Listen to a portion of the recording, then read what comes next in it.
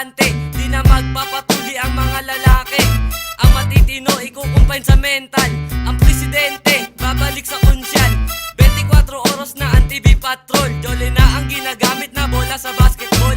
Ang mga lalaki pwede nang mabuntis at magpapakista na mga tunggalo artist. Ano kaya kung ganito ang sitwasyon? Biglang nag-iba at takbo ng panahon. Ano kaya itsura ng ating mundo kung matupad ang mga bagay na ito? Ano kaya kung ganito ang sitwasyon? Biglang nag-iba at takbo ng panahon. Ano kaya itsura ng ating mundo kung matupad ang mga bagay na ito?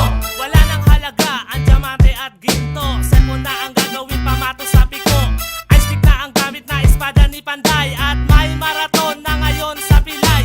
Huhulihin na lahat ng gwapo sa mundo. Sa buong isang taon, araw-araw may bagyo.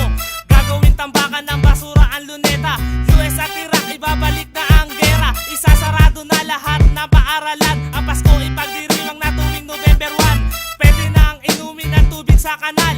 Ang shabu ngayon ay hindi na illegal. Bulang pipit bingi ang bagong star witness.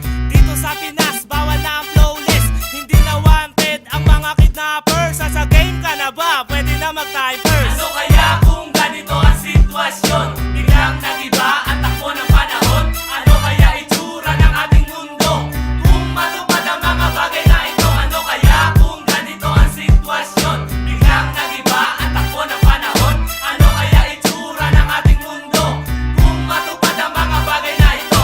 Laos na ngayon ang teleserye. Pwede nang gawing noodles ang alambre. Sa Manila, so ikukulong ang preso. Libre na ngayong kuryente ng Meralco. Ang gulong ng kotse, gagawing tatsulok. Ang mga bulkan minuto puputok. Ang mga Kristiyano, sasapi sa kulto. At paatras na tumakbo ang kabayo. Pwede na ngayon, sungkitin ang bituin. Sa boxing, referee na ang susuntukin. Ang mga bansa wala ng presidente. At toyo na ang gagamiting tubig sa kape. Kung matulog na ang tao, ngayon nakatayo. Ang daan puro diretso, walang liko-liko.